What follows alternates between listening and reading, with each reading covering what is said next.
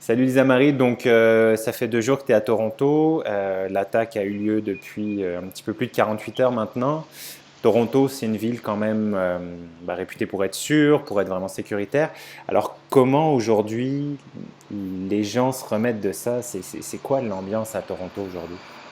C'est sûr que ça fait seulement 48 heures. Alors, on peut, évidemment, le temps suit son cours, mais ça va lentement. Les gens sont encore vraiment sous le choc. Sauf qu'il y a apparence de vie normale, parce que la nouveauté, c'est qu'aujourd'hui, alors le tronçon de la rue Yonge où la fourgonnette blanche a fait sa course folle, fauché des gens sur le trottoir, et bien là, c'est rouvert à la circulation des voitures. Depuis tard hier soir, en fin de journée aussi, hier, on avait rouvert le trottoir où le drame s'est produit. Alors, on l'avait rouvert à la circulation piétonne. Donc, les commerces, évidemment, peuvent à nouveau ouvrir leurs portes. Donc, la vie reprend son cours parce que Yonge aussi, c'est une grande avenue importante. Hein. C'est en fait une rue à 6 voies là, dans les deux sens.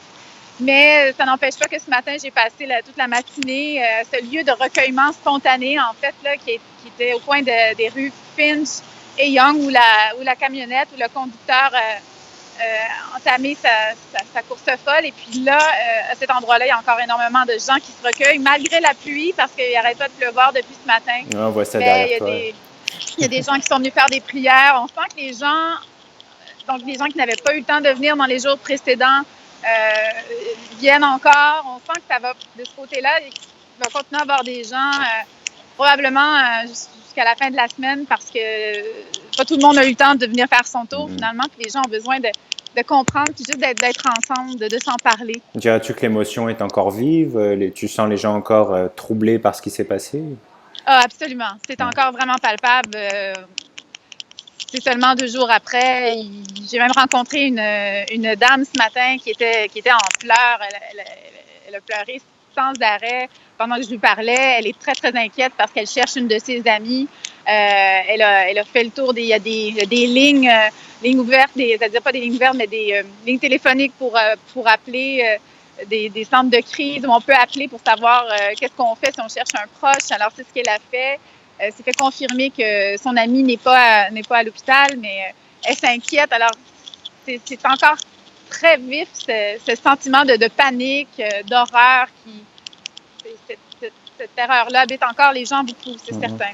Et à part justement ces lignes ouvertes, ces lignes téléphoniques d'urgence, est-ce qu'il commence à y avoir un petit peu des services offerts dans le quartier, à la communauté ou à ceux qui ont pu être touchés directement par ce qui s'est passé? Oui, c'est intéressant. Il y a eu les premiers répondants, alors les gens qui étaient là sur place quelques heures après le drame, qui sont venus pour juste écouter, aider les gens.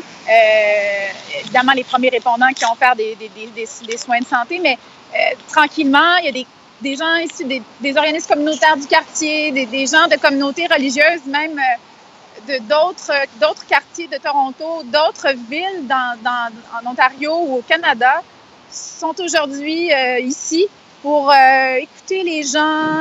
Il y a une église à proximité du lieu de recueillement qui a ouvert ses portes à quiconque veut un petit café, juste s'asseoir pour se reposer, pour parler.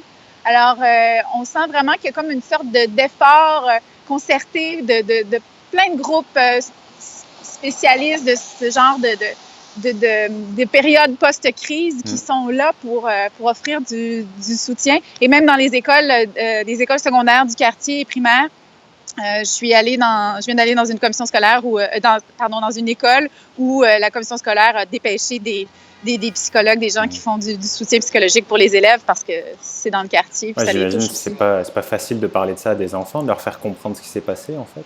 Ouais, ça prend des services spécialisés, des soins spécialisés. Ok, super.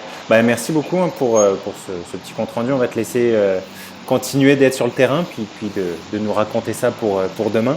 On va te lire avec impatience. Avec plaisir. Merci Lisa Marie, salut. Merci.